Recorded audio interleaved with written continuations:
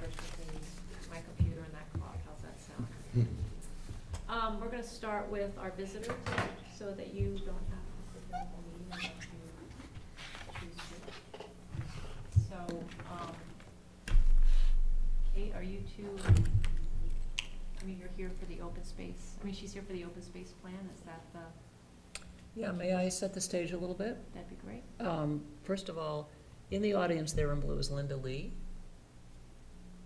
Do you know Linda. the characters on this board?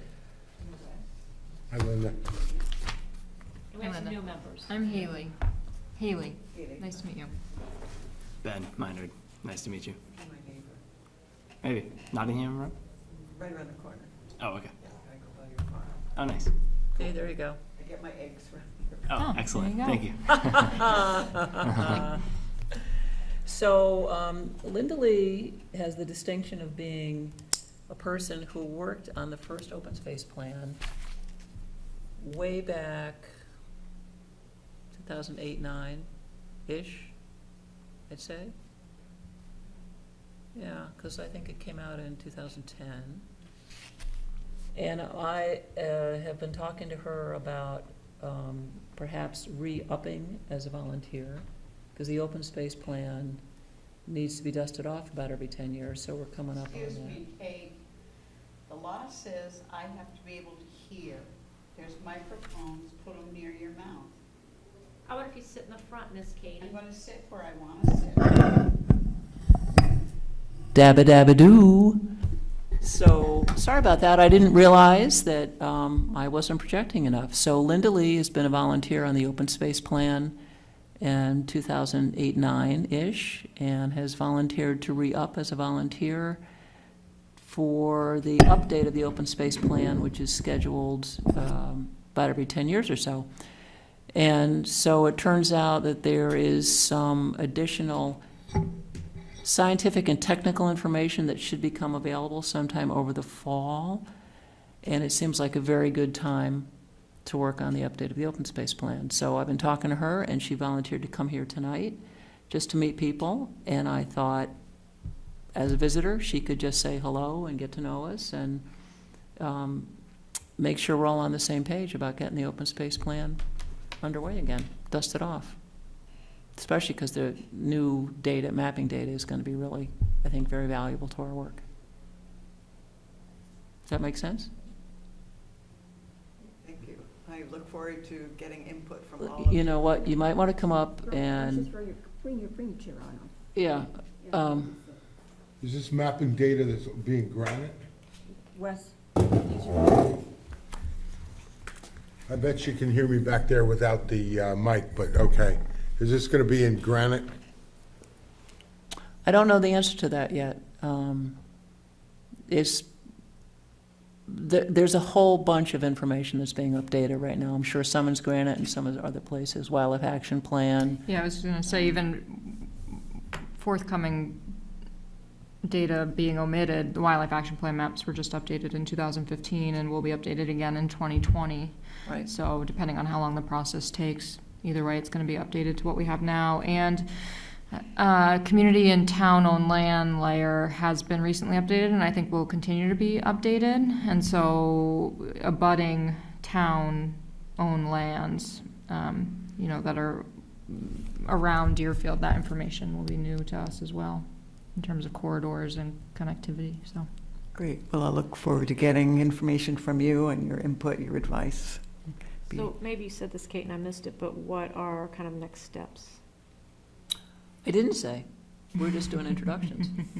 So I think next steps is that Linda and I have been talking to another, maybe one or two people. I was thinking of Miriam, who also might be willing to volunteer. And I think that Linda is going to do some homework between now and October or November, and between us come in with some ideas about how to update the plan. Who's Miriam? Another volunteer. Gotcha. So this is just a hello, Yes. get reacquainted, Right. and then start the process again. Yeah. Linda is, we were just talking about things. I invited her to come tonight just to kind of dust off who's who. Okay. on this Gotcha. thing. And just say, you know, over the next year or two is a good time to work on the open space plan update, and Linda's willing to help us. How long do you envision it taking? So these things never go as you think they will? No, you know, it's really, I think, a function of how much appetite there is to rework the wording in the plan itself. Right, I think most of that stuff's still pretty relevant and sound. right, so it's map generation and. I think yeah. it's more updates. For instance, here somewhere, I have a updated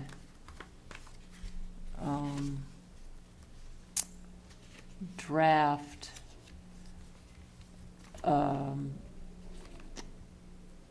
green infrastructure map that Southern New Hampshire put together for us. All they did is they put the aerial base map underneath, which last time we didn't have. Mhm. That's the only change. Mhm. So, you know, I could imagine that that kind of thing is very easy to do. And then other stuff is incorporating data. Yeah. Probably needs a budget for more money because we can't do it all by volunteer. Linda's great, but I think we'll need some money as well. Right, at least for the printing of it and the. Well, and maybe some of the Mapping part. GIS analysis too. Exactly. Mm. Though we have some people on the board or commission who are very talented with that sort of stuff. I'm looking at Ben. Yeah, it's not Uh-huh. moderate talent.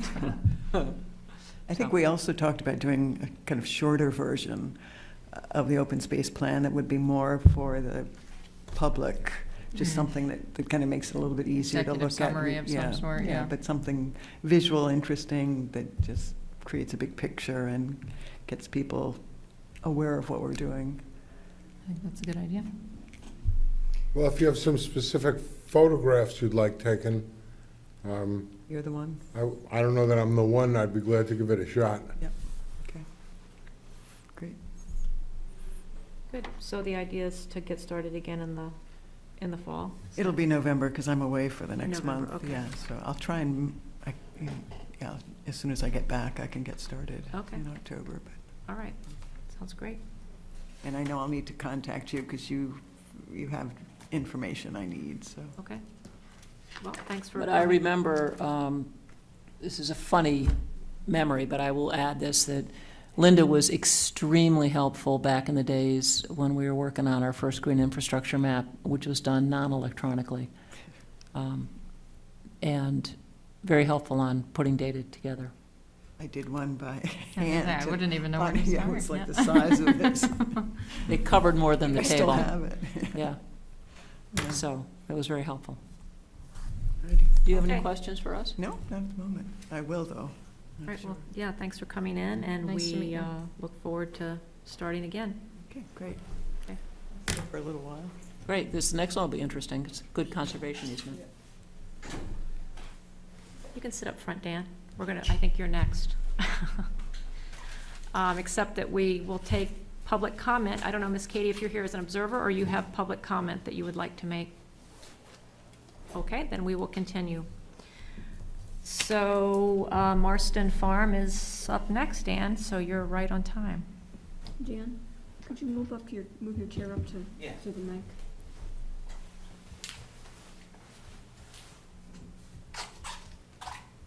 Yeah, your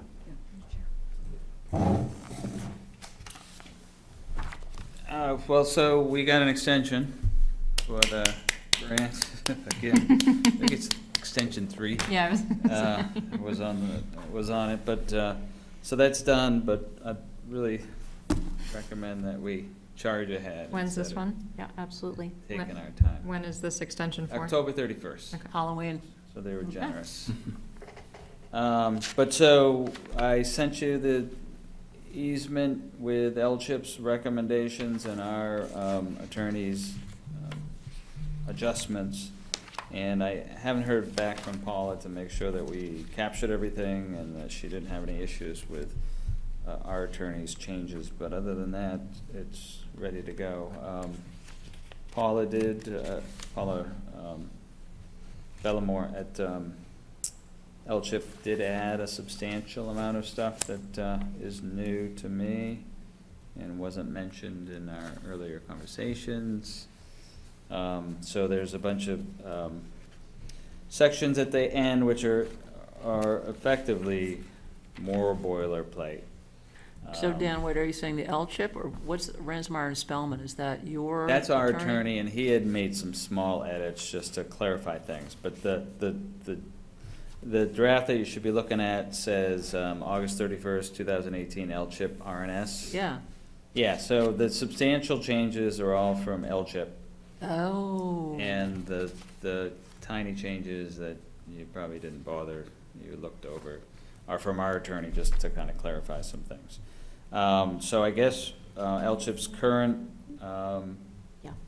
current stance is to have executory interests broken down into primary and secondary, which is new.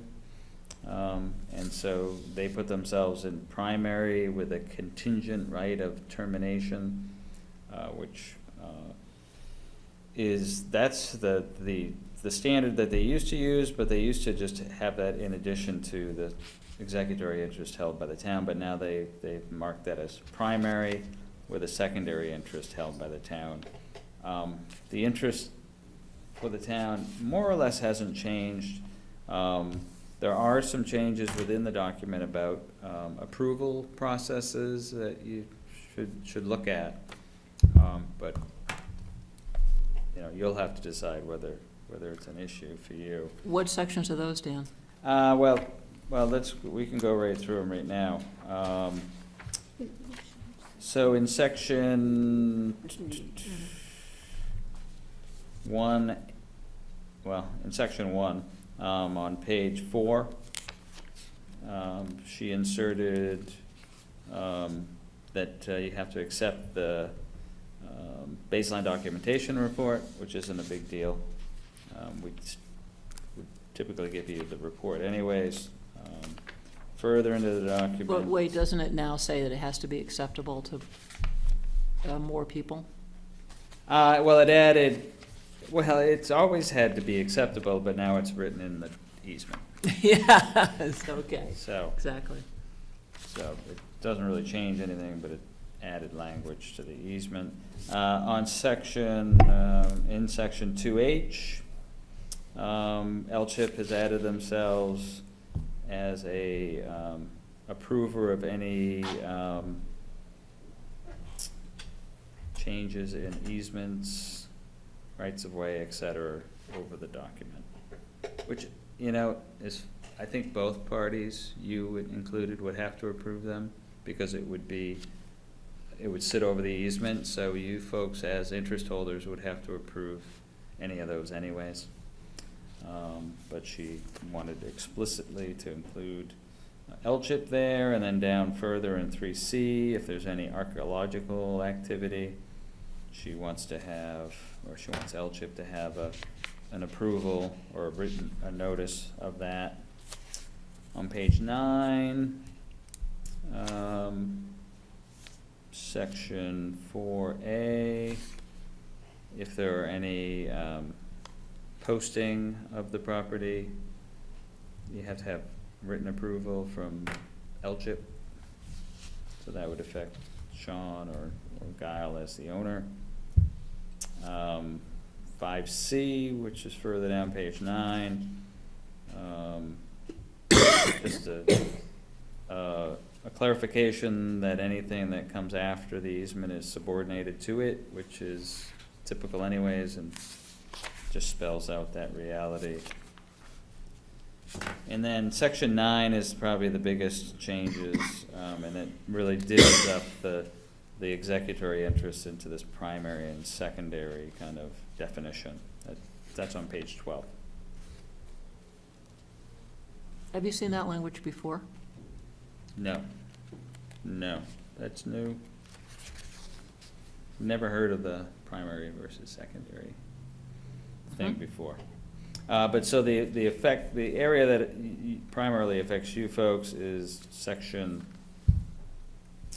9B, because it talks about the secondary, the secondary. 9B.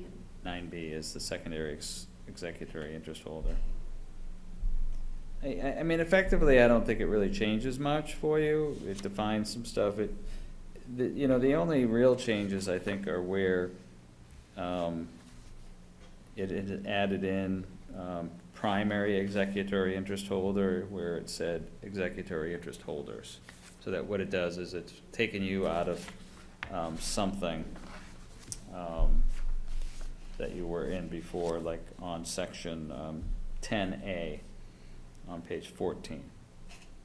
Discretionary consent is something that the grantee, Bear Paw, can grant, and this requires that LCHIP approve any of those grants or consents, and there's no longer a position for the town of Deerfield to approve those formally. I don't know why. They don't happen very often, so a discretionary. So is it explicitly excluding, or can we add in something there? Because it used to say executory interest holders, so that either the town or both the town and LCHIP would have to approve those. She added in primary, and so that would move it just to LCHIP explicitly. I mean, we wouldn't bring it past you anyways, but So this is for the 38 acres, right? yeah. So if we decided, so the whole discretionary consent section 10 is all about it. If we decided that an activity that the owner would want to partake in would be beneficial to the property, even though it may be contrary to the terms of the easement on their face, we could allow that to happen. And this section requires, as edited, requires LCHIP's approval of that.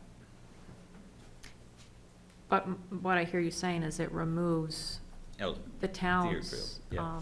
and is that just an oversight, or we can add that back, and we can add that back in? I can ask her to add it back in. That's the kind of thing that we would need to decide.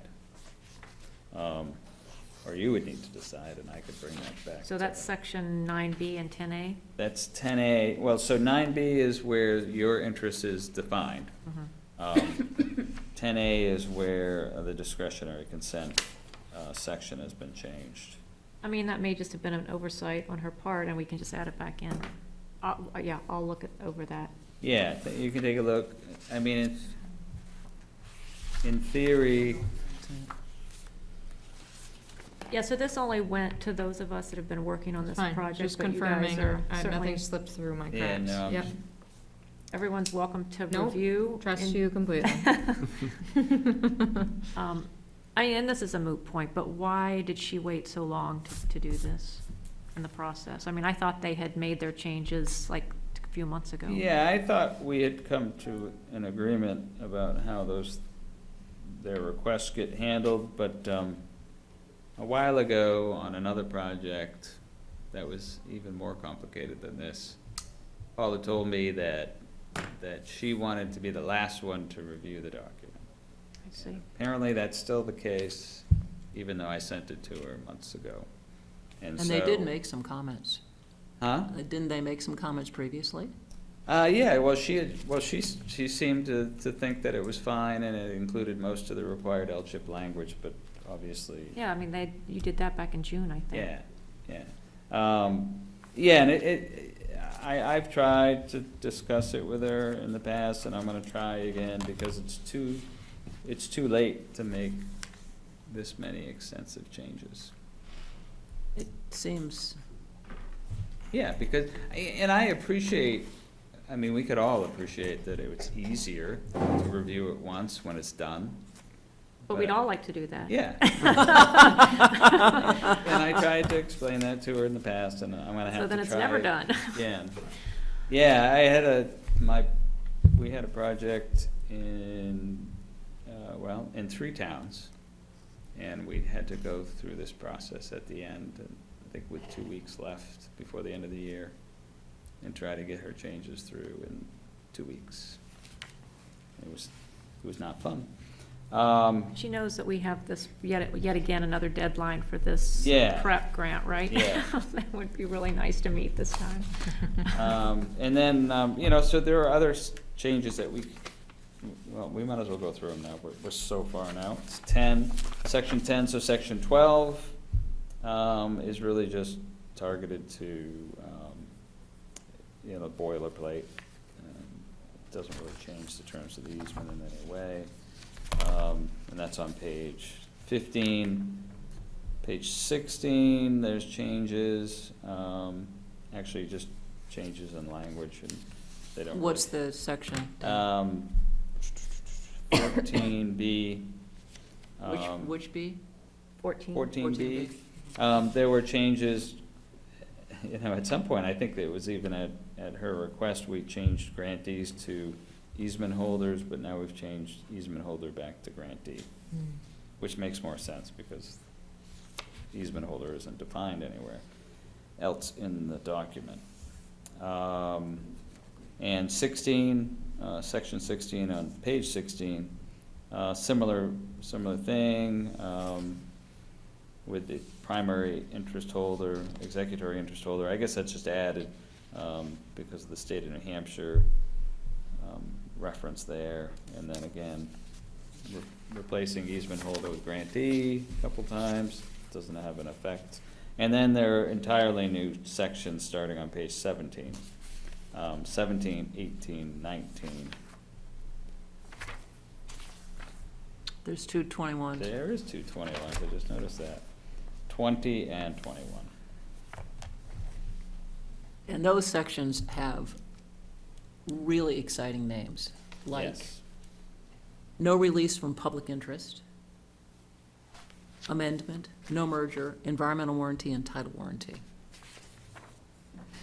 So I'm going to suggest, because the rest of the Conservation Commission hasn't read this and haven't done the deep dive that we have, that we not spend a ton of time on this tonight, and that we review it and get back to Dan this week. Yeah. I mean, it is unfortunate because, number one, I had Jim Raymond review the previous version, and we had the Board of Selectmen sign the Yeah. previous version. So that, now we're kind of, 2 steps forward, 3 back, that sort of thing. So that's kind of unfortunate, but whatever, it is what it is, I guess. So I think the first step is for Kate and I to look at those and get comments back to you. Yeah, and I sent them to Guile, so she has them, and I don't think there has any effect on her, so she probably won't have any comments.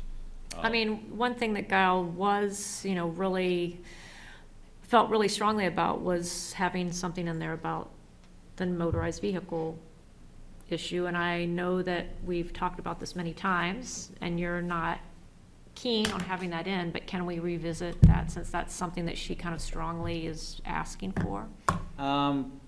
We could, I mean, we really try with every landowner that has an interest in managing motor vehicles after they're gone, that you don't know who's gonna want to use motor vehicles. Sean's gonna wanna use motor vehicles. He's going to be using motor vehicles across the property all the time. Well, but there could be, so they could be restricted, and then there could be a what's reserved right that he be allowed to use them for his agricultural activities. But that doesn't mean that he could use them, Term is Recreationally. recreational. I think Yes. that's the point, that we'd like to limit recreational use. But giving him the ability to do it, use a tractor, for example, to spray his apples or, whatever. Yeah, I think it gets confusing though, I mean, because it's just, it's impossible to, so Sean's out there with an ATV, driving across the property.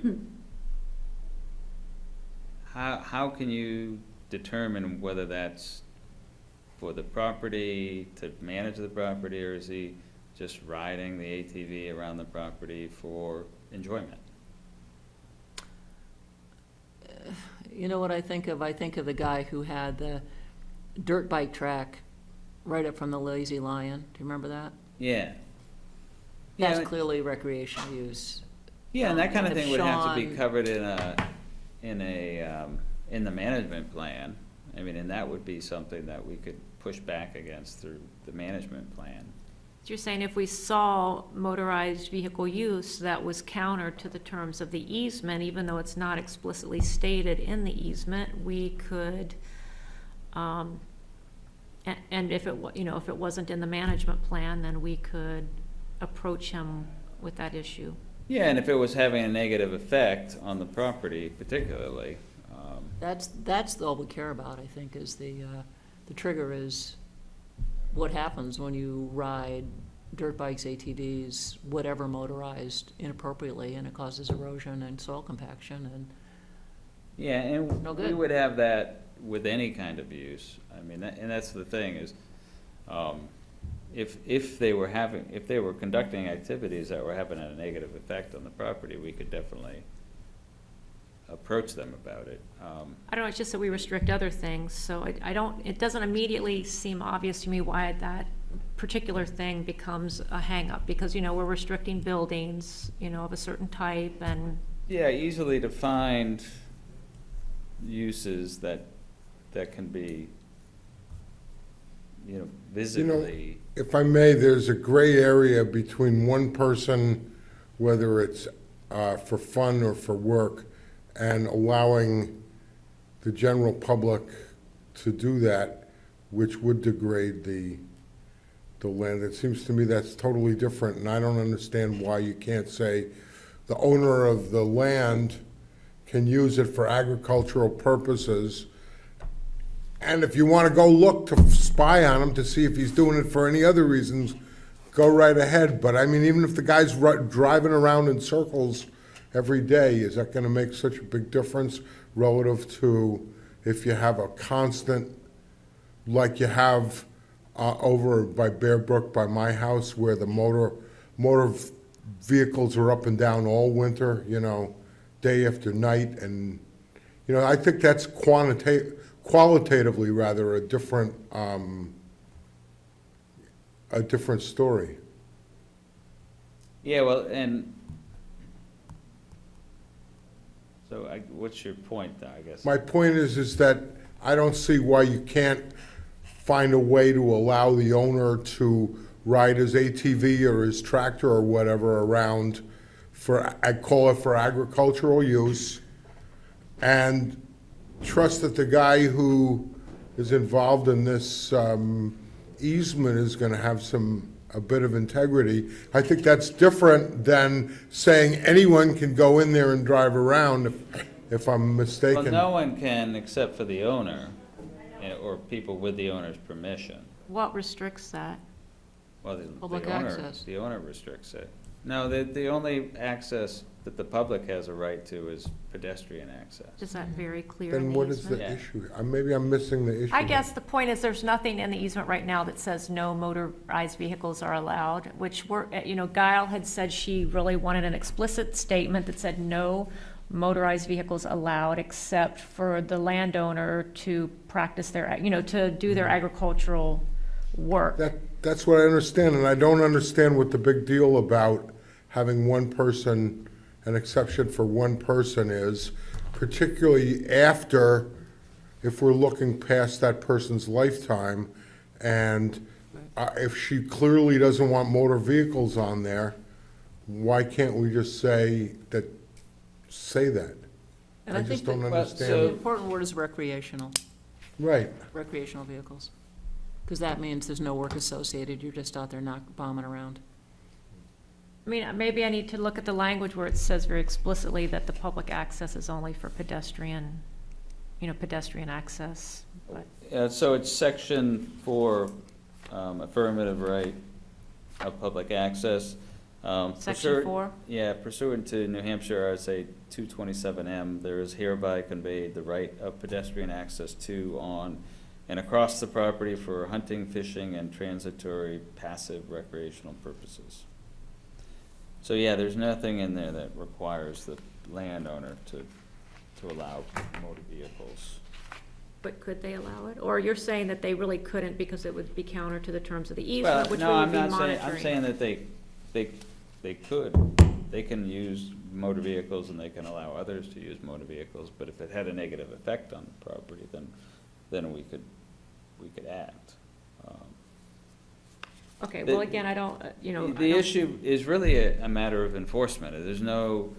We're not out there every day, you're not out there every day, unless you wanna have that much of an interest. Exactly, and that's why intent, Exactly. long-term, It's about is intent, really I think. important.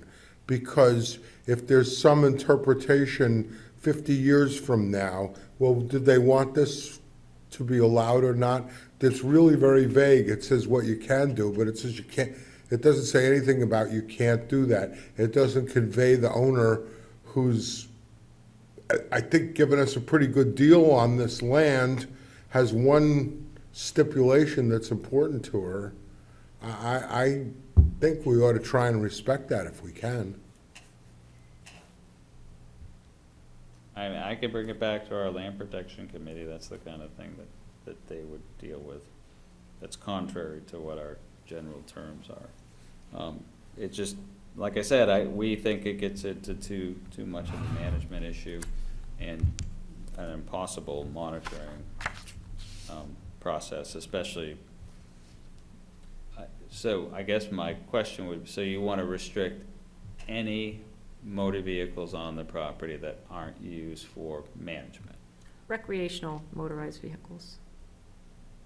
Yeah, that aren't being used for So- agriculture. No. So you- If someone so you uses got a a pickup truck for four-wheeler, fun, yeah, I mean, how there do is you- some gray area, but But I- what's the big deal for one guy, gray area? That's a very big difference than everybody in town being allowed to be in there and it's a gray area. And the cops don't know. Look at the problems we've had with, down on, what do you call it here, down by the fair? Yeah, but I think For that's because years no and one years owns and the years, property. we've had these issues because it's not clear. The Well, I owner think wa- the problem there is that there's no one there to manage the property. In this case, the But it's property- no clear, I mean, it's very unclear to people what the rules are. Is at least part of the basis for that. Yeah, people break the rules and they will here too, but I think it's really important if that's what she wants, that we respect it. But we're talking about future landowners, we're not Right. talking about Right, that's anyone else. exactly right. Haley, you were saying something. oh, I was just saying, when you say like recreational motorized vehicle, like, well, if, there's guys out behind my house in big jacked up pickup trucks, is that a recreational vehicle? So we just have to be clear to define terms. I do think, it seems like, logically, there should be some way to restrict the use of that type of activity while allowing the landowner to retain the right to use vehicles for agricultural or forestry purposes. It seems like that's the logical, like that should be logically allowed to happen, but it seems like there might also be some reason that it's not a standard thing, because otherwise it would be standard. It's not standard in Bear Paw. It's not France. standard for most Yeah. land trusts, And I think that really. I mean, has to do with the I'm just fact, saying that, it's just, because it's not a right that comes with the land, right? Or like it's not considered in that bundle of rights, or Well, it's why a- isn't it? it's hard to really enforce. about Right. the enforcement. About enforcement. Okay. It's impossible to enforce. I mean, it's like, I live on a property with a conservation easement. We have an ATV. On occasion, we drive up the Woods Road on the ATV, and it's not to manage the property. Mhm. Doesn't really have a negative effect, goes on the same road as my tractor. We just, and maybe it's just No. because we haven't had issues in the past, but Exactly. but we But if you do- had a parade of people every day going down there saying it's a gray area, well, they, that would be different to you, and well, again, it wouldn't be people, it would be people that were given permission by the landowner. I guess another example is there are landowners that we've worked with in the past and that I know that have an agricultural field and they want it to stay a field. And they want a requirement in the conservation easement that requires that to be a field forever. And so, how do you enforce that? Well, so who's gonna take responsibility for mowing that field indefinitely into the future? I guess you can assume that the landowner and all future landowners will do it because it says so in the easement. But if they don't, who's gonna be there to do anything? And who's gonna be there to stop someone from riding recreationally around the I guess at a property? minimum, for me, it Yeah. just does establish intent and it does establish the landowner's wishes, and that's, or the landowner's wishes. And that's not to say that it will forever in perpetuity be enforced, but at least it's there in writing that this is what the landowner wanted. Can you However, put something that says, vehicular access for, by landowner or with landowner permission only, and not to be conducted in a way that negatively impacts blah, blah, blah, blah, blah. Right? What she said, The blah, so, blah, blah, blah, blah. especially that part, because it's an Blah, easement. blah. But that way, I mean, it's kind of gets at the underlying, what already exists in the easement, but maybe having the statement there gets more at including the intent of the landowner. so Kate, Dan, and I will, again, not to prolong the discussion, will massage this or work on this a little bit more and see where we end up. Well, I think what Haley said sounds good. Did you It- capture that? No, I'm hoping Dan did, It's gone. before he Heard the leaves. blah, blah, blah, blah. Can know, Um, before that part, let's get that down. We can try to find some language. Haley, can you say again what you said? I don't know exactly what I said, it just comes out, but, that, Try to that do it again. vehicular access is allowed for the landowner or with landowner permission only, and, is not to be or such activities are not to be conducted in a way that negatively impacts the blah, blah, blah, Conservation blah, blah. values. Yeah, the conservation values, yeah. And it's consistent with the management, the Yes, stewardship plan yes. or whatever. See, That's that simple. sounds beautiful. So our goal will be to have that language settled by Monday. Not this Monday, but a week from Monday. Yeah, okay. It's on my list to look at tomorrow. Okay. And And I'll try to find some examples. But I think what she said is simple, and it kind of gets at your point and establishes intent, which is a very strong interest. It sounds like to all of Interesting. us. Because it just reminded me that we have some easements that on properties that we own, that restrict motor vehicles. And it's awful. It's awful. There's public trails that go across the property and there are ATVs on them. And we get letters from Fish and Game saying, Please we're leave a not in message. compliance with our easement, but there's no way for us to control the access, so. at a minimum, I think we should at least respond to Guile and, Oh, yeah, yes, I would. and when Kate and I make revisions, we can send it to you. Okay. Copy And do you you on feel that. comfortable you captured what Haley said? Yeah, I'll find some. You'll email me if some you need language anything. and- All right. It's just, I think we My should words. respond to Guile and say, we hear what you're saying, here are the issues, and here's our resolution. Because I don't think anyone has responded to her request for that, Right. so. Okay. And then, wasn't there an issue around forestry access? Yeah, so the last thing that we wanted to talk with you, Dan, and maybe you have something else, but that is the forestry access, and I looked at the deed again. Yeah. This is the deed for the The 128. revised one, yeah. I don't see anything in there on, really, that's explicit on forestry access. And I thought when we met with Sean and Guile back in whenever, like January or February, that we had crafted some language that would say, and then Kate talked with Charlie Moreno and confirmed that we really need I access. put some language in the last version of the deed. Maybe I'm looking at the wrong one, That then I'm not gave- seeing it. Yeah. Or maybe I didn't read it closely enough. I will, I'll resend it to you folks with, that area highlighted. Yeah, I just It think may not that, be great. that and needs you to be might- really explicit, I think. Might wanna have your town attorney weigh in on his. Well, that was the other thing. Jim Raymond had some other issues with the deed, which I did not fully understand, and he asked for the name of your attorney, and he said that they go to the gym together, and that he would talk with him while they were standing next to each other on the treadmills. So whether that or not that ever happened, I have no idea, but, at any rate, Jim Raymond wants to talk to your attorney about some issues with that deed, and I don't know what those are. Yeah, and I'll be honest, I'd rather have him talk to LGIP about that, because that's an LGIP form.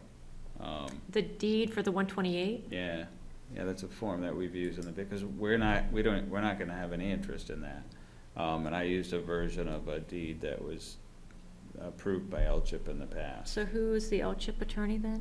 Well, it would be Paula Belmore would be the person. to So I talk just to. put him in touch with Paula, so that's who he should talk to? So Yeah, I should- mean, What he if she should goes to the copy, gym? he should copy me. Probably not the same Jim, they're on a different pay scale, I think. That's probably true.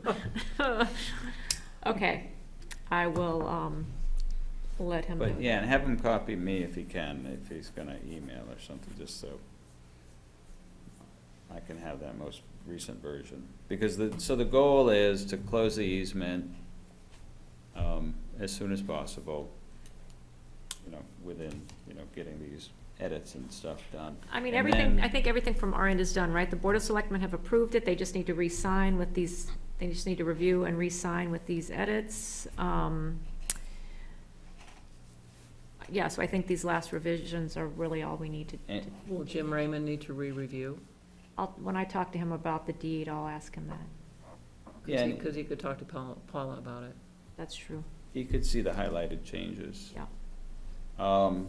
The deed is gonna follow, in theory, we have until December 31st with the extension with That's true, the Guile. deed is separate from the easement, so yeah. But, obviously you wanna push that along as quickly as possible.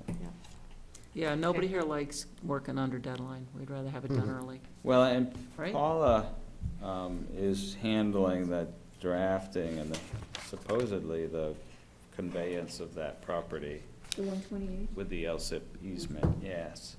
And, I don't know, sometimes she says she's close to a resolution, other times she's not so clear, so. I think in Okay. the end, you can convey, Guile can convey the property to you, whether the state likes it or not, but. it's Oh, that's a probably- good quote. Let's put that in the minutes. Probably not, It's on television. not recommended. Okay, Dan, thanks, that's I- the Marston update, I right? had, yeah, and I had a couple other projects to talk to you about. Yep. If you could take them up and, well, no, probably not non-public, if you, Oh, tonight, are or ready, yeah. is this the, because do you have the site visit for Epsom Deerfield tomorrow, right? Yeah, in the rain and thunderstorm. Oh, okay. Awesome. Do you think that's gonna go forward? I'm hoping not, but I tried to talk Paula out of it and Okay. didn't make it very far. Anyway, you'll let us know if that changes, because I Yeah, think yeah, Ben and I Haley were sent- gonna try and We're on join. email. we're on- Yeah, I we're sent good. Ben and Haley an email update, and I will send another one as soon as I hear. But I had a couple other projects for you to consider. But before we do that, can we do the ones that are not, that are public, and then we can talk Yeah. about whether we want to Yeah, go and this into one can be non-public? public as well. I was We can give it a project number. in a phase, or haze. But is there a Boyceford update before we get to something new? Just that we are working on the baseline, and we should be ready to have that to you before your next meeting. We just haven't gotten out there to take the photographs. But I actually have to, Is that deed all done? we just have to fix the trail language. Okay. And then what's the next steps after that? Then it'll have to also be signed by the Board of Selectmen? Yeah, I mean, the idea would be to agree on the easement language, get the town approval through the Board of Selectmen, and produce the baseline documentation report so that you can have it prior to closing. And we've started that, it's just, we haven't been out to the property to take photographs. So do you know that in addition to the trails language, there's a parking paragraph? Yeah, And they were talking about having both those in, right? yeah, Perfect. Yep. That's good. yeah, that's from the last, And do you know, is the gate that's across the access from Swamp Road, is that still holding as a locked gate? do not know that one. Okay. I guess someone should go out and have a look. Well, I think they're gonna have to take photos. Yeah. Oh, I see. Yeah, we'll walk out, Okay, so let us know if the lock is gone or whatever. okay. I mean, we had signs on it at one We got point, right? spare. Yeah. Oh, do you? Yeah. She bought two. Is it What's that? drivable? What did you say? I said, we've got another lock in case that one's missing because you bought a Yes, and spare. I did, and I have keys as well that I wanna be sure, I just don't know which hands to I've got put them them in into. I've got 'em in the town hall. Okay. or probably keys to it also. Great. So the new projects, Dan, are, I mean, these are totally new projects for us. Totally new. And do you or do you not feel that you need to go into non-public for these? I don't, yeah. Because I we was- can give them project numbers and not, No, that's fine. I was just, I just came from a different meeting, and I think that's what was in my head. okay, so Good to if go? you want to go ahead? Yeah, so we've got two projects with the same person. We've been working with Nancy Matthews out on Raymond Road. You may know her. She's been in town for ages. She wants to donate a conservation easement on a property that she owns on North Road. And I didn't bring enough maps, and I We can share, apologize, that's but fine. I've got three that you That's can. fine. That's the topo. This is the aerial. Do you have a map and lot number? You know, I did. Map 208, lot 5. And this is a copy of our natural resource map. So it's about 54 acres, according to the tax map. It, Sorry, Dan, what did you say? How many acres? 54. 54. It abuts the McGarry easement that we did a bunch of years ago out by Freeze's Pond in that area on the south side of 107. Contains a lot of frontage on 107, and she wants to donate a conservation easement to Bear Pond that. That's great. Yeah, it's, a portion of it is, like tier 2 on the wildlife action plan, and the rest is tier 3 or supporting landscape. It does show up in one of the Blandings turtle, focus areas on a lower tier as well. And it contains a stream that comes off of McGarry and then empties into Freeze's Pond. And it looks like there's quite a bit of wetland Yeah. around that stream. Yeah, it's, you know, it's substantially wet, actually. Even when you don't necessarily see it on the maps, but going right in from the beginning, it's wet. There's like a seep that goes down into that stream. And so we were hoping to get support from the commission for transaction costs. You have a budget for that? I do. It's draft, but the best that I could come up with. And I haven't been able to find any kind of,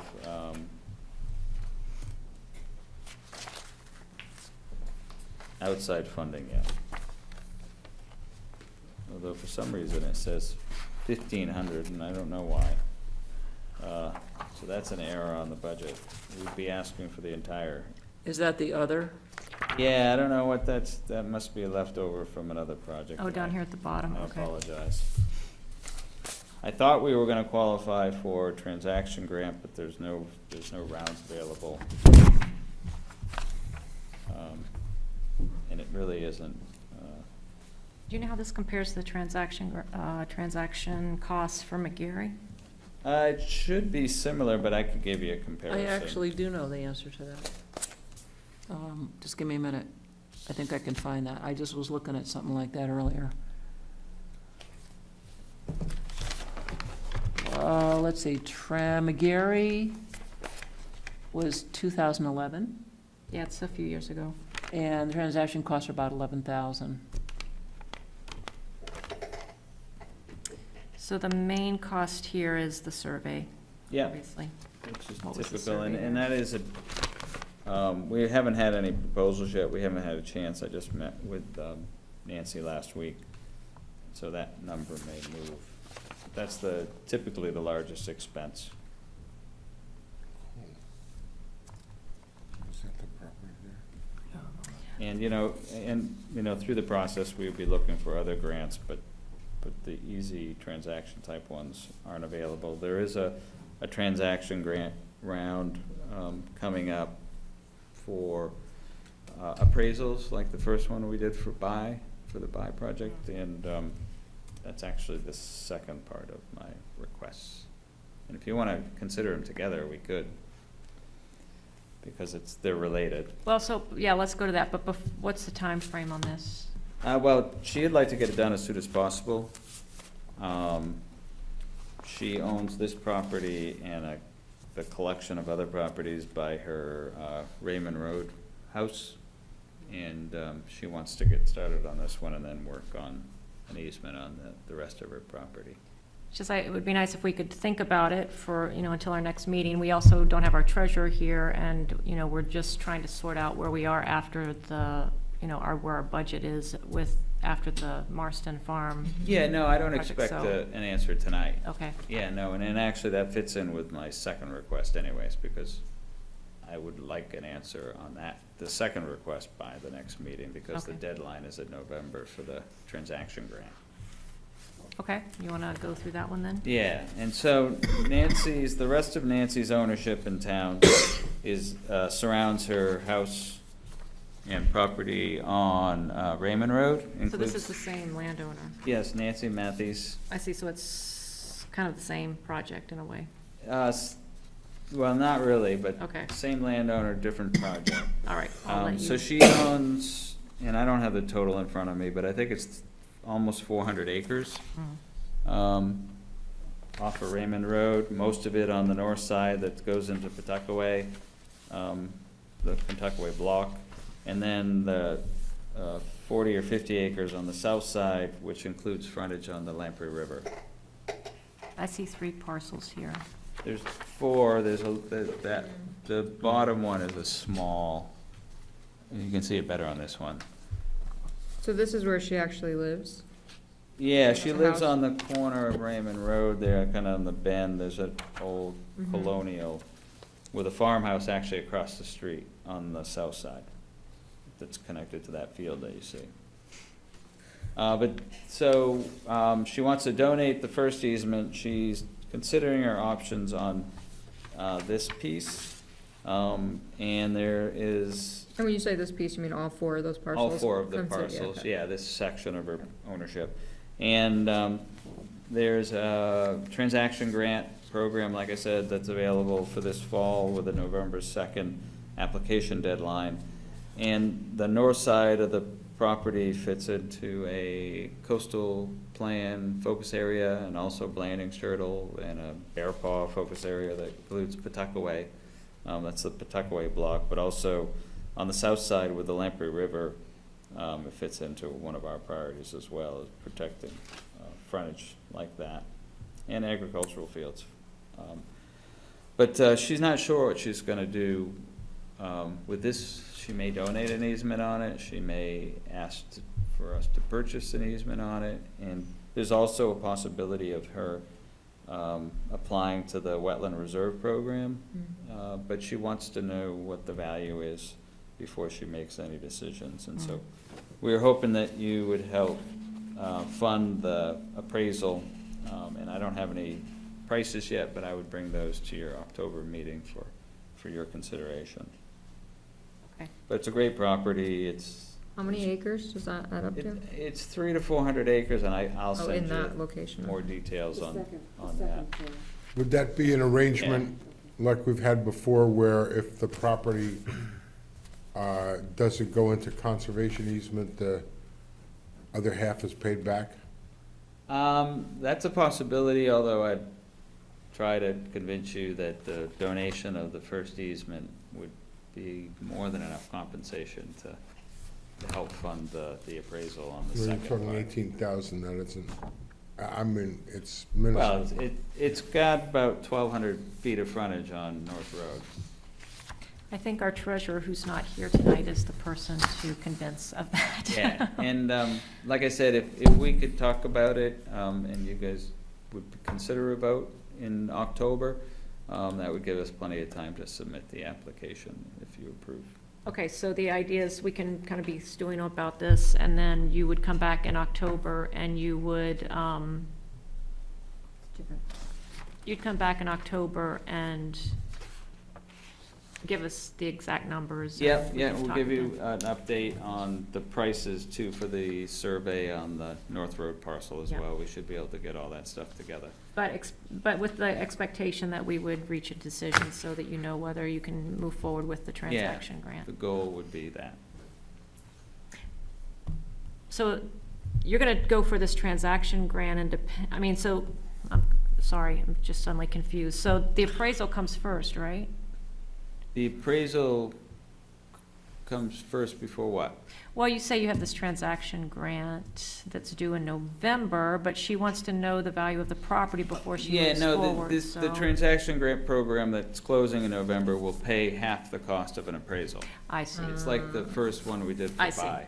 So not transaction, Yeah, not a it's transaction grant like we have for Marston. Not a completed project. I a understand. Transaction grant. Gotcha, okay. Just a preliminary. So you'd be looking for then half of the appraisal. Yeah, and I'll have prices for the appraisals and stuff for that Okay, meeting. all right, so that's kind of a separate deal than what we've done in the past, where the landowner actually pays Yeah, half and the yeah. Conservation Commission pays half, which is what Wes was alluding to. Yep. Okay, super. Any We will questions? on put that in our thinking caps or whatever, and talk again in October. Yeah, and just one clarification, because if you're familiar with properties throughout the town, there are a lot of Matthews properties. But the other ones are owned by the Family Limited Partnership. That is a shared ownership of the family, which Nancy only owns a small portion of, I and see. these are owned directly by Nancy. I was actually gonna think of a way to carefully ask my question, so this is easier now, based on that comment. Yeah, Because I know that there is a large amount of land in that limited partnership in town. yeah. Would you say that the other family members share her interest in conservation, or is she an outlier? Yeah, no, we've been working with her and her son, Steve. He's the general manager of the partnership, and we're trying to find conservation outcomes for just about all the properties. So maybe there's a larger project there that could all be done at once or not? Well, no, they're totally, the ownership interests are totally separate. And,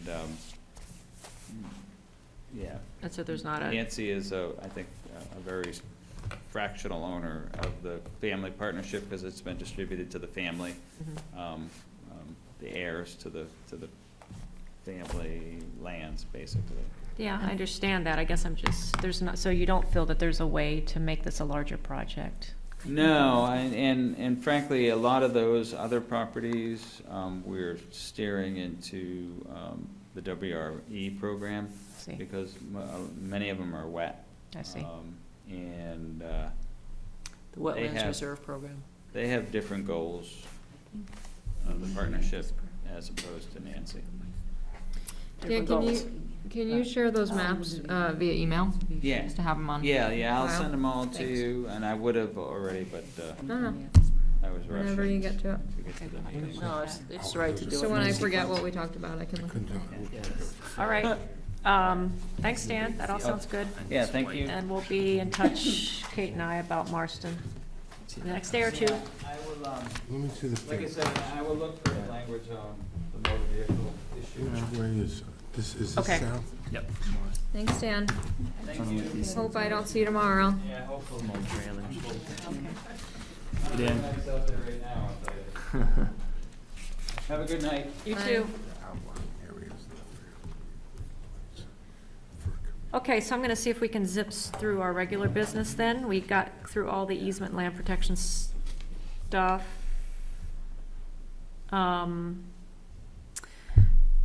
Did you wanna raise your issue, yours now under that? Sure.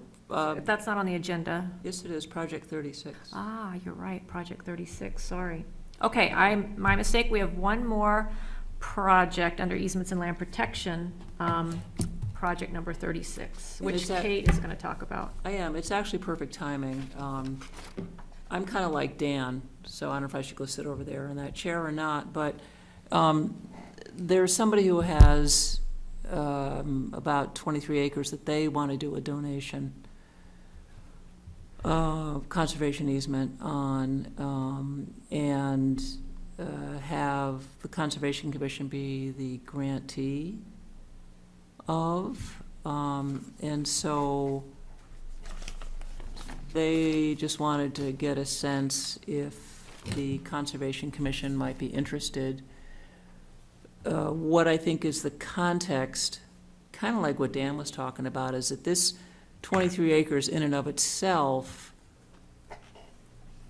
has some good wildlife action plan values, but the main thing it seems to have is a good location in an area that's emerging as an important wildlife corridor, and that there may be additional abutting owners that may be able to get inspired and have this be sort of like starter dough for a larger project.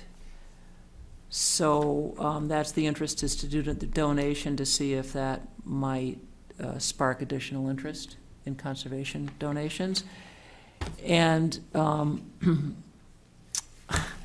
in going through some paperwork, I found this. It was a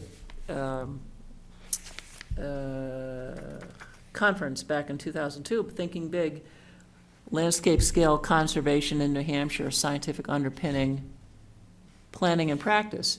And so that's kind of what this 23 acres could be, is it could morph into a landscape scale Thinking Big conservation corridor connecting two big chunks. So that's why they just wanted to see if the Conservation Commission might be interested in funding the transaction costs for a donation of an easement, and then use that with the Conservation Commission members and other people in partnership to try to go out in both directions from there. And To has there landscape scale. been an assessment of what those transaction costs might be? I think right now for the Conservation Commission, and I was just looking at Dan's numbers, so I would think it'd be around $5,000. I mean, I think this was before Haley and Ben came on the commission, so maybe just to refresh this conversation that we had some time ago, but, you know, we had a conversation, I don't know, a few years ago about,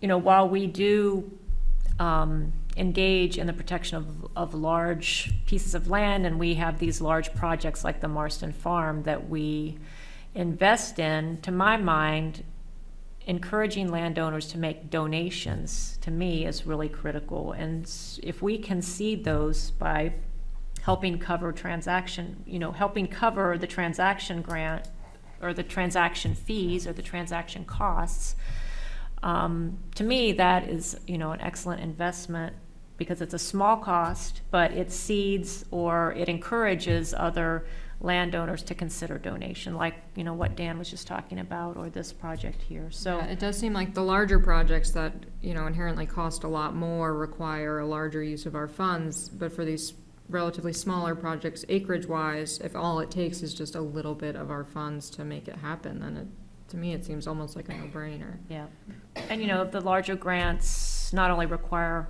larger funds of our, you know, of town funds, but it also requires that we have these large partnerships where we find outside funding, and it's just much more complicated. And I think, you know, to say it for what, the third or fourth time, if we can, you know, try to sort of develop this culture of land donation or easement donation, I think that's sort of in everyone's best interest. So Did I understand you to say that this would connect two larger parcels? I'm saying that it has the potential to inspire I got you, adjacent okay. landowners. Uh-huh, great. And then the idea is to make that be something called a domino effect. I get it, okay. So do you know what, is there a time frame for this, for these folks? Yeah, I think that it would be sort of on a fast track in this case, maybe the end of October, if possible. Okay, so it sounds like at our next meeting in October, we have some decisions to make in terms of these transaction grant types of projects. Mhm. So, And I think, to my memory, the McGarry easement, which ironically just popped up tonight, was really one of the first, or only donation easement recently. Well, since I've been on the commission, but I don't know what happened prior to that. Yeah, so it's interesting that there's two more just that Mm. are popping up tonight, and I think your point is exactly right, which is that it's a good seed source Yeah. for things. Did you get a treasurer's report for tonight? Yes. You did? Oh, okay, because I did I'm not. just curious, Yeah, well, relatively speaking, after the projects that are committed, what kind of money do we have left? Or is this something we should wait till next time? well, I was going to give a quick treasurer report in a minute, but I think we're in the 200 range After, after the Marston Farm Okay. project is so finished. these are eminently doable if we choose to? Yes. Okay. Is that from That's Eric? from Eric. Okay, so when Then we, you also have number two, it's 35. the, Yeah, that's, tomorrow's walkthrough. yeah, so I mean, we have one potential project in the pipeline, that's the Epsom Deerfield Yeah. project. So we do have that hanging out there. That was in the 50K range, I think, for the Conservation Commission. But all that to say, I think these smaller transaction grant or transaction cost projects are, as you say, eminently doable in the context of our budget, so. Good. Okay, so we will follow up in October then, Great. along with the one that Dan just raised. Okay, super. And with that, we will now zip through the business.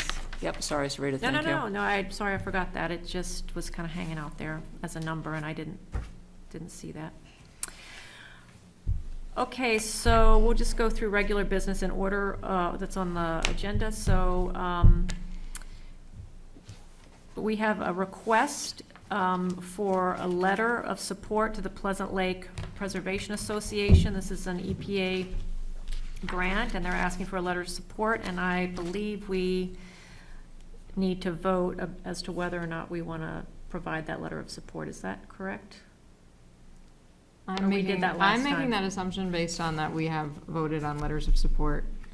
Yeah, I'm Last. confused, because we voted last month for.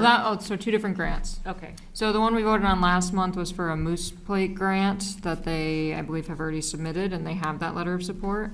This letter of support is for an EPA 319 watershed assistance grant that they're also applying for. So separate projects, okay. so, but same organization.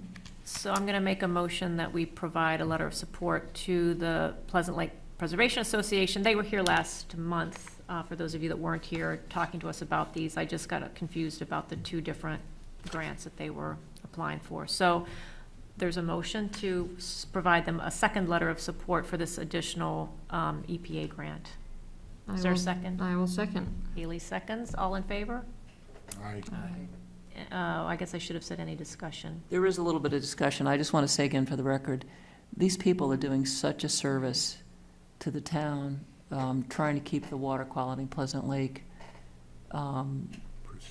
of high enough quality that people want to live on the lake, And go swimming there. yes, Mhm. without Other running into things. various contaminants that can cause problems. Just amazingly good work by volunteers. Okay, did we already vote? Yes, we did, all in favor. Any opposed? Sorry about that. Do you want me to, will this stand as it is? I'm gonna make a few changes to that, Judy, Okay. and then do I'll we like send it that? over to Is you. it being mailed out? I don't know. I think we can just send it electronic. I don't know. Let me know, and Okay. I'd be happy to print it out and. Okay, I'll ask them what the. This was a draft pending the vote, but she received additional information, I think, that she wants to include, so, Okay. now that we have the vote, she can make those changes, and I guess let us know if you're just gonna email it. I'll just send it right to Judy. If, as long as you're okay with what's on paper, I'm just gonna add a few minor details that refine their goals. Sounds great. Yeah, and I'll send it. I'll be in touch with you, Judy. We received some Northern Pass correspondence. Neither Judy or I are really clear what it's about, but maybe Kate can enlighten us. I can, I'm sorry I had my nose buried in this, because it's basically the same form. It's a list of a bunch of interveners on the Northern Pass, private interveners, all the ones from Deerfield and a bunch of others, who are basically saying, yes, we agree, we're joining memorandums of law filed by a bunch of other people regarding supporting, how should I say this?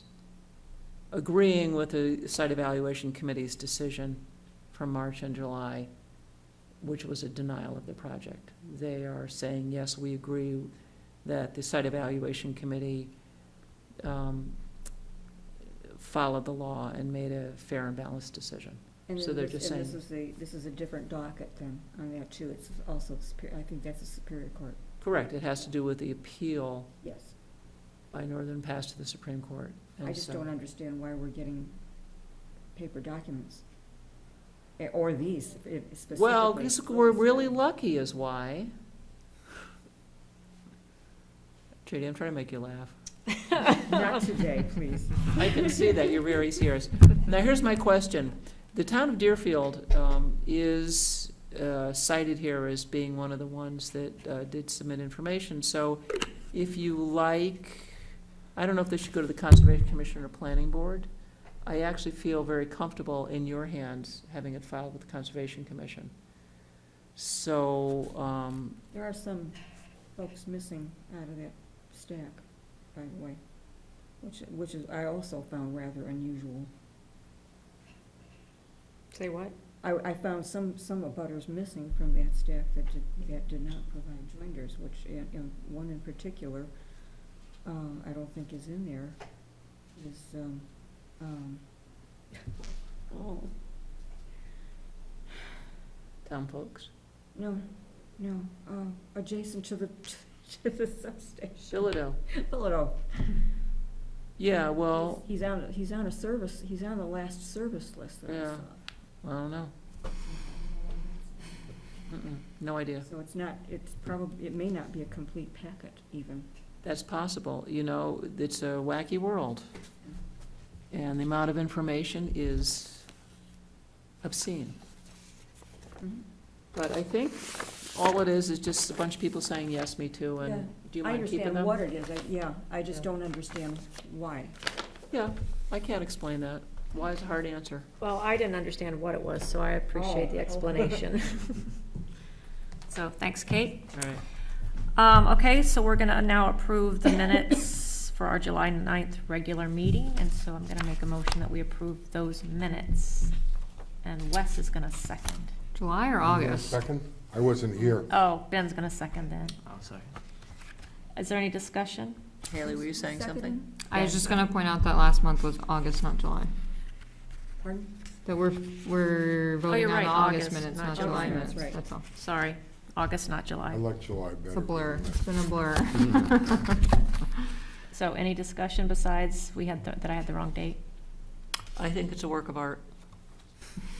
I'm Me not, too, especially since I didn't have to do it.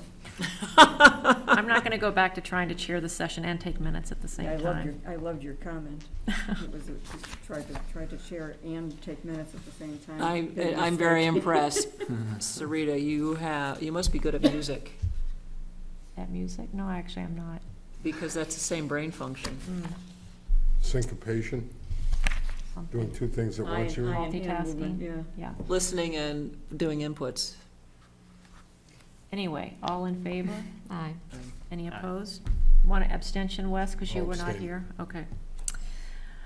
Financial officers report, our treasurer is not here today, so, but Judy seems to have a report from Eric, or what was Yeah. that you had? Yeah, he sent it over. Actually, I think that, I got this from Lorena. That's what it was. She sent it out to Eric and I was copied. Yeah, so he had asked for an updated, And this is. report, which he has July. been asking for the last, as we know, 6 months. So she did actually send one. So this is the account balance as of July 31st. So it's not completely up to date, but it's as close as we've gotten in the last 6 months, so I guess we should be grateful. So as of July 31st, we had a balance of $409,174.06. Again, that does not include the Marston transaction costs, which are on the order of $150. But those have not come out yet and are not documented in the July report. And the good news is that because of that 150, we're able to leverage another 50. That's right. So we're making our money work harder. Oh, actually, so that's right. So 50 of this 409 is actually the anonymous donation that we received. So actually 200 is going to come out of that because 50 of that is that Yeah. anonymous donation. And so it's going to put us right at about 200 per Wes's earlier conversation, Right. or question. Mm-hmm. Okay, So thanks for That's a that. 25% leverage. Yeah, thanks for that reminder. And then we got some other transaction grants, so I think we're pushing 30%. And the LCHIP grant, Right. Another 50. yes. So we're actually over Almost 50. 50%. We're over 50. Yep. Because that's 100 versus the 150. Yes. Right, so thanks for that number. Look at that, it's money magic. You picked a good meeting to come to. Retirement account. That's Try to good. make our money go as far as possible. Okay, so that's, Eric will give a full financial officer's report when he's back in October, I guess next month. Okay, we're gonna quickly talk about stewardship. So I was reminded, per the new person at Bear Paw that's working with Dan on monitoring, that we have not monitored the Williams Merrill property since May of 2016, and we need to do that this fall. So I'm gonna see if we might not enlist Frank, who was involved with that, and see if he wouldn't maybe walk that with a couple of us. So I will put that on my to-do list to talk to Frank. That's actually a great idea, because there's an issue of potential trespass. I mean, yeah, on that property. So Frank's been working on that for quite a long time. That we've known about for a while, right? Yeah, that we talked about even back in. Yes, that's right. Yeah, okay. So I'm just making a note to myself. So Frank Williams. And then there's still the outstanding Curry monitoring, which of course is challenging because we're not hearing from the landowners. I left a voicemail. Still have not heard back. And then, this isn't on the list, but I think I mentioned this last year, but my husband, Will Fry, has been, I shouldn't say he has been trained, but he is in the process of being trained by Frank and Al to take over some of the monitoring efforts, particularly the Great Brook Corridor and Yes. McNeil, I think. Yes, what a great use of his energy. So I need to remind him that it's time for him to start getting to work on those. So I'll put him in touch with Al. That's a great solution. Is that his idea? I think so, yeah. And I think Al and Frank talked with him. Great.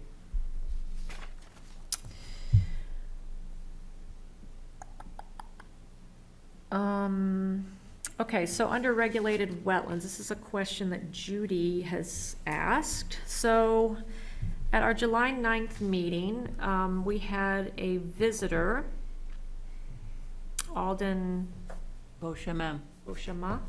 Boshemem means good road. And they were submitting a wetlands permit application, and we had talked about revisions using a box-style culvert. We never received a copy of that application, and Judy has not found an application on file with the town clerk's office, and she's wondering if we need to do anything about this or follow up. What does it mean, no response to the clerk's August 28th email? I emailed him asking him for a copy of the signature page, and if there were any revisions to please provide. a copy of the revised plan. Mhm. So you I did got that on no August reply. 28th, okay. Yeah. That went to Alden, Mr. Mr. Yeah, Beauchamp? Mr. Beauchamp. Because in theory, even if they move forward with their initial plan, which we all agreed was sufficient, you should have received the signature page, correct? Yeah. I think it's worth another email. Yeah. I'm happy to do that. I'm interested to see what they did. Me too. Yeah. Yeah, I'm more inclined to want the signature page too. Yeah. Judy, thanks for tracking that, that's great. Yeah.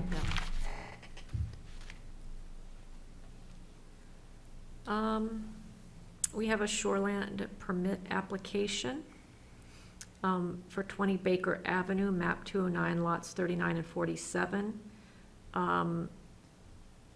It says that the permit was granted, but no application was received by the town clerk or DCC.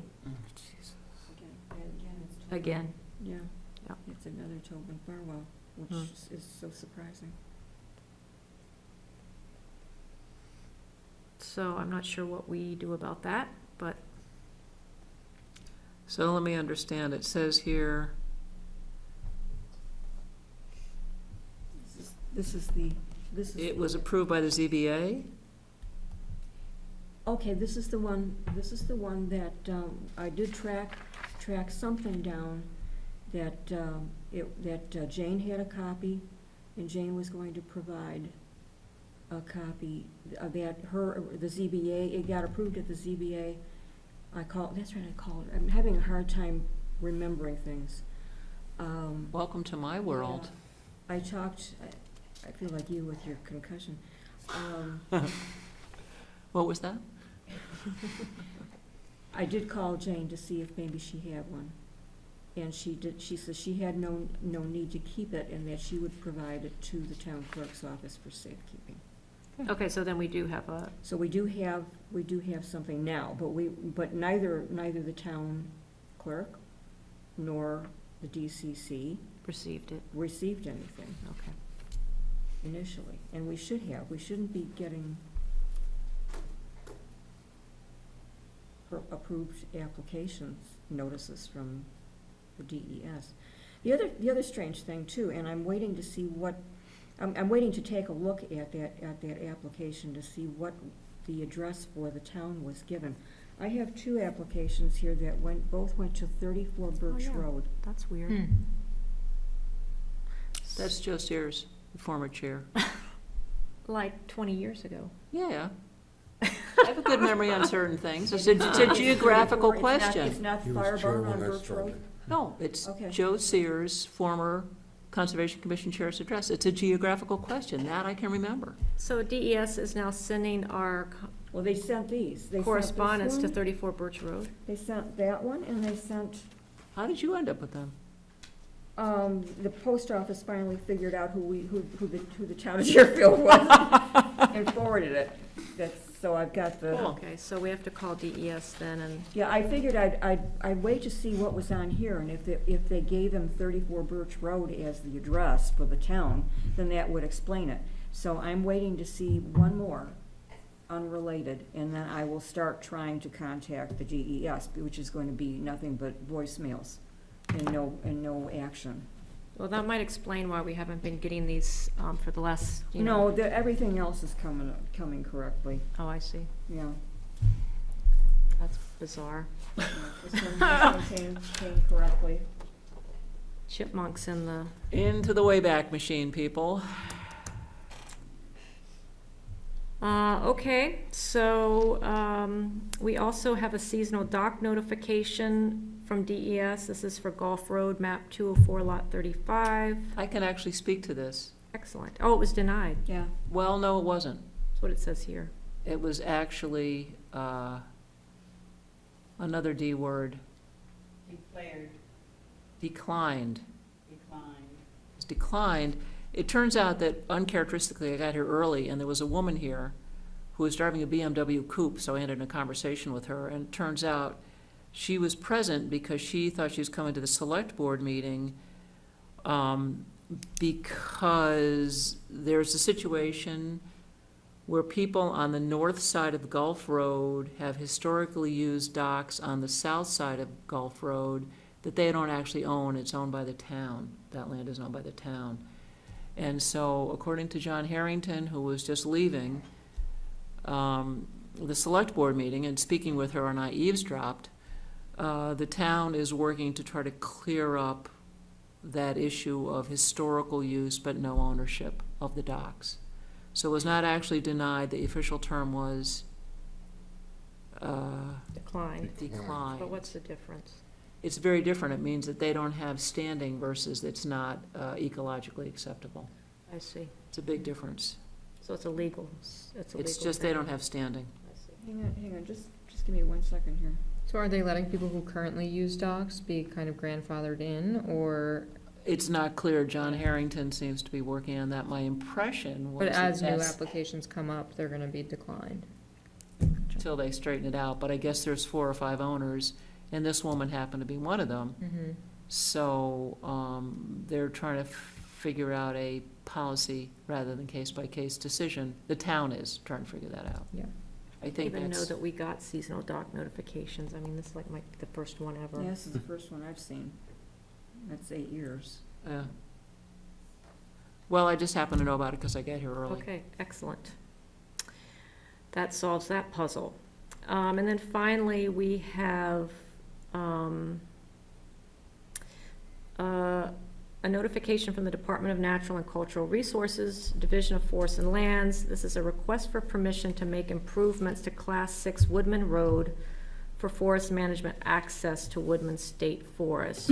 Mark Young is in agreement per July 17th conversation with the agency. And there's a map on the back of it. And so, Do we have any more information on that? I'd like to look at that if we do. this is. I think it's also going to be, I think it's part of it is Northwood. There's a map on the back of it. That's the one. I'll tell you why I'm wondering. Not Okay, so, immediately sure why we're receiving this, but, This one? yeah, It's like a. I think they it's do- great that we they do are. that. okay. Yeah, they do for Bear Brook also, that when they're going to be doing any kind of cutting. I think it's policy by Division of Forests and Lands to let municipalities know. But it's When an they're doing- improvement to a road, a Class 6 road. Yes. So Conservation Commission, It's for forest management access. correct, that's right. I would think this would have to go to the select board, personally. I'm glad we're getting a copy, but, oh yes, I'm sorry, it does go to the select board, so we just got a Well, copy. and they did talk to the road agent. Right, so this is perfect, this is well done. Just what they're supposed to do. You know what I'm going to do, just to make sure that sometimes they don't send things in duplicate. And either they get a copy and make us one, or we get a copy. I've talked to Kelly, Yep, and good idea. we're working through a real procedure, so that we know that if I get something, that she's got it, and if she gets something, I've got it. That's great. The reason I wanted to look at that is because there was a recent similar application, but it was different than Forest and Land, so I'm glad to see this paperwork. This makes him very comfortable with his application. It's good.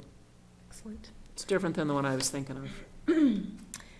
Okay, so we have a couple of announcements, and then Wes has a request for an additional agenda item. So before we get to Kate with exciting news, I'm just gonna make the announcement that the Bear Paw Open House is Saturday, September 22nd, from 7 to 9 p.m. in Northwood, for those interested. I guess this is at their new office, is that what this is? Does anyone No, know? this is a homeowner. Yeah. Their office is in Hooksett. And we have one, we Mhm. do have one more in addition to that came through Okay. today. Because the Bear Paw just moved their offices from Deerfield to Hooksett, which is It was interesting. not their Yeah. choice. I It think was they're their- hoping it's a semi, It was the only cost, the only office they could find within their budget. Sounds like it was also very sudden, so, okay. Well, they looked for a long time, they I just couldn't see. find anything they could afford. The problem with Hooksett is, it's way on the left-hand side of the property, so everybody's got to go. You mean the town? Of the focus, I of mean, their not, focus not just the area. town, all the Bear Paw towns are east Right. of where the office Yeah, is. no, it seems It's not a very, great seems like an location. awkward location, but, But No, it's they it's hired- awkward but cheap. okay. No, it's not cheap, it's awkward but affordable. Okay, so that's that announcement. Also note that our October meeting is 1 week later than usual per the holiday. So our next meeting is October 15th. NHACC just sent out notification of their annual meeting, November, I printed it out and then didn't grab it off the printer. November 3rd, I think. You probably all got notifications from NHACC. Oh, yes, yeah. The NHACC annual meeting is November 3rd. 3rd, Yeah. okay. I encourage people to consider going to that. It's always a great meeting. It's 48, I think it's 48 years. I think you're gonna like the topics. Hmm? I think you're going to like the topics. And it's something when I just briefly read through them, you said, okay, it's gonna like this. And then So if you again, guys haven't gone, it's a great Saturday, really nice people. okay, so before we get to Wes's topic, Kate has won an award that she's going to tell us about, which none of us knew about. Well, you did, sort of. And that's the only reason I'm bringing this up. The Clausen Award. Not because I have a big horn I'm tooting, but this, I'll pass around, is from the Southern New Hampshire Regional Planning Commission. I'm the first and only woman to win this award No ever in the kidding. history of the Southern New Hampshire Planning Commission. I was up there with a bunch of guys and me, which is typical of my career, so it was just very similar experience. And before you say anything, I want to read what it says. It says Raymond E. Clausen Award, recognizing excellence in community and regional planning with appreciation to the 2018 winner, Catherine Hartnett. Yes. Yay. But wait, here's the punchline. You guys nominated me for this award in 2010, and I didn't win. Oh, is that what that was all about? It took them 8 years to think you were right. So all I'm doing is saying, you guys were 8 years ahead of the schedule. And so this happened for other reasons, but I was able to send in your application, and it, after the fact, but now it's part of the record of the Southern New Hampshire Planning Commission. It's all that work that you guys did. Oh, you sent our actual application from 2010? Yes, I did. You kidding? Or our I have my whole nomination. office, I have my office papered with that Our application. nomination, I should say. Great, Congratulations. we should get a So- picture of that. Yeah, Yeah, I would like to do that. We can take it with our phone afterwards, and There you I go. can do it and send it to you. That's probably best. yeah. So that's seriously, the reason, I was totally shocked. I got nominated by the planning board, which is even more surprising, but you guys were 8 years ahead of the curve. That's my main point. And this was at, The was it at a annual meeting? Annual Okay. meeting Of the Southern New Hampshire Planning Commission, okay. Last Super. Friday night at Fratello's. Awesome, congratulations. I even wore dress-up clothes, so it was especially good. Oh, I thought you were gonna say you wore a dress. I have done that too. Very nice. Okay, congratulations, Kate, well deserved. Well, no, I want to say that Conservation Commission worked very hard on that nomination, and It was like 13 pages of print out. 16 actually, but who's 16 counting? was it? And it was very moving to me that you did that, and so it's nice to have this come around. I'm surprised that they didn't, ask us for input on the nomination this time, and that we didn't know about it, but I guess it's okay. Yeah, it came from the planning board. Somebody remembered that they got the application in 2010 and said, No. they really mean it. No, they didn't. They just it was like parallel evolution. So again, I wouldn't go into it except you guys get the award because your application is now on file with them as background, Excellent. and did a much better job documenting things. Okay, so to end, Wes asked for a few minutes to talk about energy stuff. Okay, yeah, so it's kind of interesting with Linda being here earlier, talking about the update of the open space plan about a month ago, 2 months ago now. I was talking with Kate, I was a little frustrated, I'm on the local energy committee working group, and I see all these other towns that are doing energy projects, and I'm thinking, gee, how come we're getting left behind? And so Kate says to me, well, you ought to come and talk to the planning board about updating the energy section of the master plan. So I read it, and I was quite impressed with it, actually. It's got a lot of good stuff in it. I went to the planning board and told them what I thought, that it was good, one of the better ones I've read, except it sat on a shelf for 9 years. It hasn't, nothing has been done. And they told me, and you'll be interested in this, Kate, they told me that they plan and the select board implements. I said that at a local energy committee meeting, and what's his name, Clay Mitchell, got all excited, jumped up and down, said, that's not true, that's not true. The planning board is responsible for the plan, the town, what do you call it, master plan. Anyway, I figured that with that kind of enthusiasm and passing the buck, nobody else was likely to do it. So I figured I would start on some stuff myself. So you'll recall, no. This is actually pretty cool, because you'll recall we had an ill-fated energy committee about 10 years ago, and one of the things we did was we did audits on various of the town buildings and recommended, we recommended the library have some upgrades, which they did, and for years after that, every time I went in there, they told me how much more comfortable it was, which is great. But they also, as you probably know, we recommended that there be upgrades to this building here, which have been done since 2013. And in the last month and a half, I've gotten all the energy records for this building. I've put them into Portfolio Manager. Which is just it's a spreadsheet, right? Yeah, Portfolio Manager is a building the benchmarking program, which compares similar buildings, and it also compares, in this case, this building before and after the energy work. And it's really cool. I don't have a graph of it, but it's really cool. Each year that they did work, the graph went down like this, like this, like this. But here are some numbers, and I'll cut to the quick.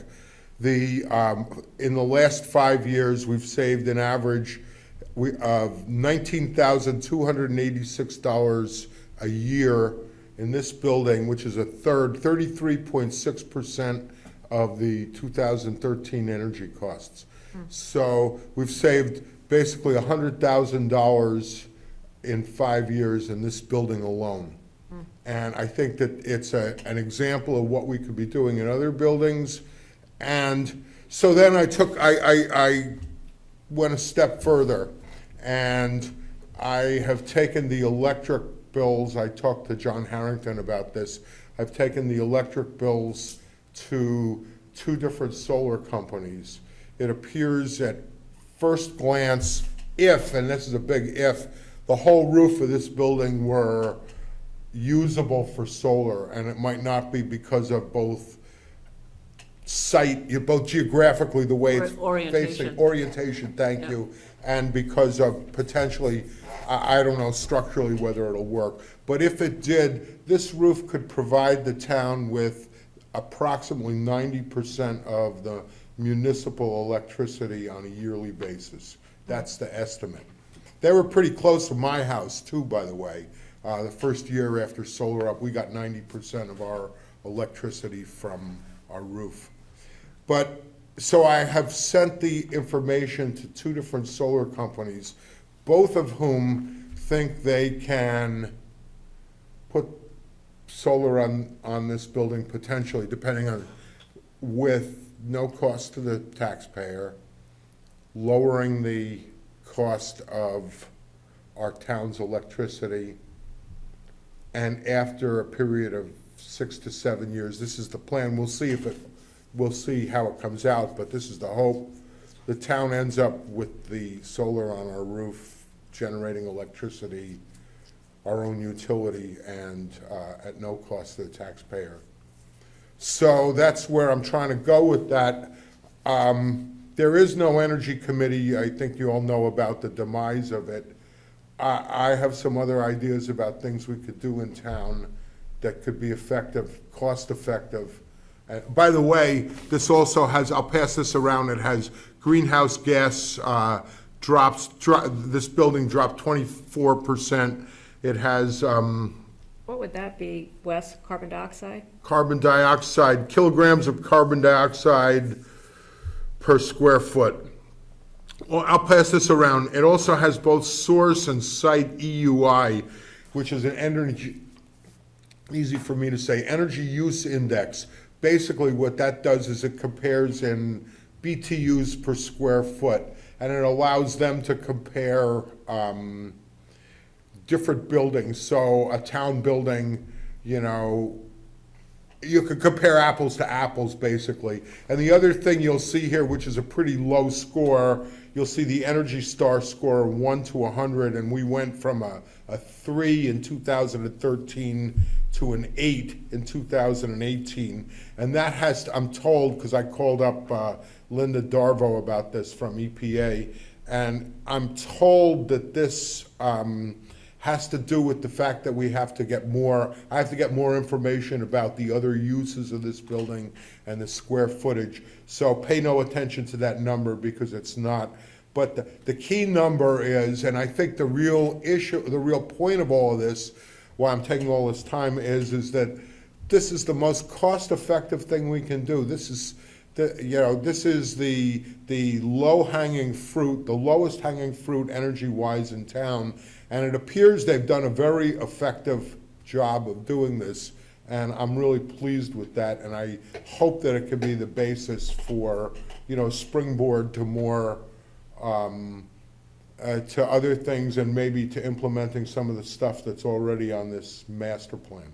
So, the takeaway is, I'm waiting for these results from the solar company, and would really like to reconstitute an energy committee at some point to help move this forward. Should people in town know about that? It's a really interesting. No, this is, I'm waiting till I just last week got the program to work, In the future, though. but I'm gonna write an article for the paper and the communicator.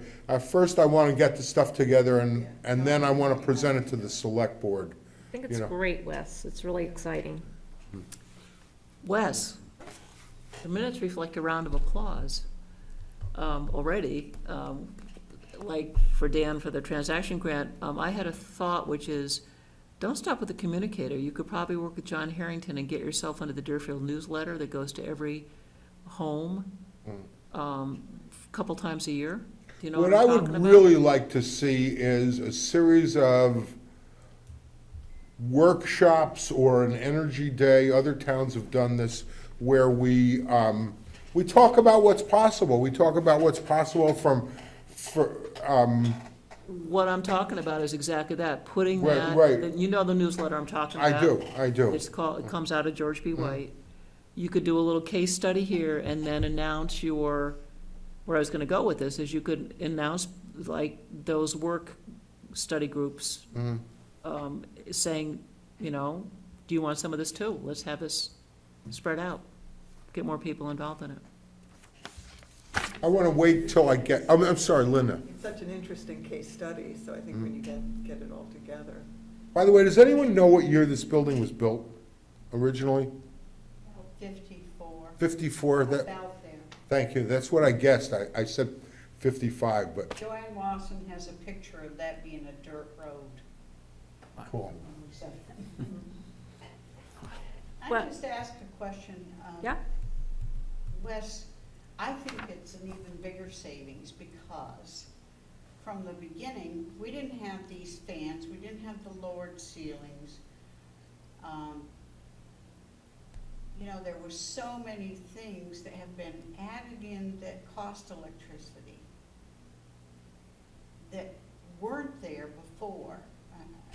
More- But the other side of that, and I don't know the details of this, I understand there was a lighting, and the electricity actually is fairly, if you look at it, it's fairly steady. It doesn't go up or down too much. What comes way down, it's like the first time I saw it, my jaw dropped, was the oil bill. I mean, it just came down The envelope. at a right, exactly what they did was they did air sealing and they did insulation. And that was the, I missed that, but that was the, There's probably a savings in the electricity and the fact that we have added. I get what you're saying, sure. For instance, the recreation department didn't used to be there. Mhm. And as a former supervisor, I complained royally how they hold the damn door open in the winter while they let the kids in and out. Instead of, I mean, it just sat open for like 15 minutes. So I guess All of the above, absolutely, absolutely. So, it's really phenomenal, this information, and I agree with Linda. We gotta get it out there so people can see it. I mean, I realize that you wanna, double check the numbers and get it all together, but it'll be great to have it out there for people to see. And could you come back to the planning board? I absolutely will, absolutely. Let me get all this stuff together, so this is like, I just, honestly, I just pulled these numbers together in the last couple of days. I was so happy that I got them before this meeting, just because I wanted to share it with you. I want to put a presentation together that's more, it's more focused and, Yeah. whatnot. Another thought, talking about roof solar, there's also that field over there. Could Oh, we I'm ground glad you mount? said that, because I think that it's very likely that only a portion of this roof will be appropriate for solar, and it seems to me logical that we should find a place to do that. It's And also my easier to get hope the is- snow off it. My hope is, if we could demonstrate this works, it goes on to the next thing. The school is another great place for solar. Yep. There's all kinds of potential projects here. Other towns are doing it. They're saving money. They're doing it often at no cost. Ian Raymond's Hey. boiler, wood chip, That field is it we're referring to? The one across the street? No, right next door, Oh, that, okay. in front of the basketball courts. Okay, gotcha. the wood chip boiler at Winnicott saved $1.6 million over 6 years. We have a potential here where the library, the firehouse, and the town, Old Town Hall is. There's a great potential there for doing District heating. district heating, absolutely. Anyway, that, Wes, I don't know if this is applicable to a town, to a government entity, but, there is still the 30% federal well, tax credit. here's the way that That's works. gonna go away, so we have to, everyone needs to Right. make use of that now, so. The way it works for a town, as I understand it, one of the two schemes, and I'm really not as financially up on this as I should be, an investor puts the solar on and takes those tax credits. A town, since it doesn't pay taxes, can't get tax credits. I can't get I don't know whether it gets the depreciation or not. I'm not an accountant. But as I understand it, that is the interest in the third-party investor in these power purchase agreements, which is how they make money on it. They sell electricity to the town for a lower rate, and that's why at the end of the 5, 6, 7, 8 years, whatever it is, they are happy to get rid of the solar at a reasonable price to the town, because it's of the value of it to them is the economics and the depreciation. I'm not an accountant, I I'm guess just my a solar point is guy. when you're making this presentation to the planning board and the board of selectmen. That we need to do it soon. Time is of the essence, because Yes. that 30% federal tax credit is likely to go away in the next few years. And if we want to actually capitalize on it, Mm. you know, investors are going to be more likely to invest if they actually can take advantage of this federal tax Absolutely, credit. And, absolutely. you know, that's why I'm doubling the size of my system right now, so that I Good can for take you. advantage of that. So the town should do the same, otherwise that incentive may go away. The other interesting thing that John said to me, which is why he told me he was so interested in this, and I'd never heard of this, but it makes perfect sense, is there's a new roof on here, and by shading it, the roof lasts longer too. So, and by the way, they have a means of putting solar on roofs without putting holes through them, so Yeah. that they don't, Make leaks. they don't, yes, they don't have leaks. Just remember that rubberized stuff that we keep getting leaks from. Well, they're saying, and I had never heard this before, but I confirmed it, that actually putting something that shades it on there will make the rubber last longer, and that makes sense. Wes, there's gonna be a workshop in December, on wildlife and climate change, and one portion of that day is gonna be about how to site renewable energy with minimal impacts to wildlife.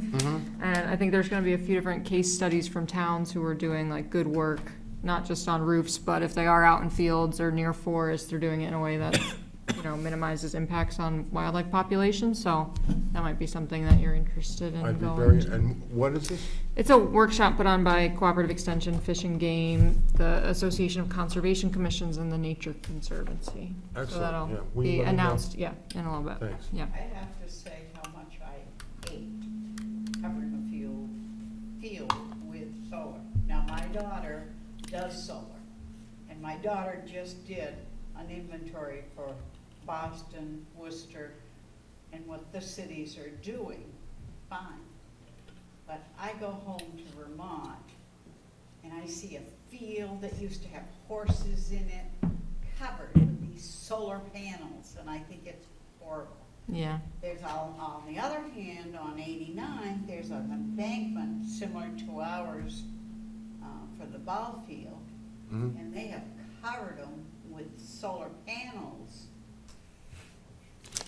And they're perfect. I And mean, it they works, move yeah. with the sun, and Yeah, sighting is really they key. couldn't use that hill for anything else. It's so dense. Yeah, and that's the idea, finding, I think, what works for your community, and also, I mean, balancing agricultural or forestry needs Absolutely. or wildlife habitat. But, so now they're doing some creative solutions of, you know, pollinator plantings mixed with solar panels, so it still has some sort of field benefit, even if the solar panel's in the field, if that's the only place you can put it, so.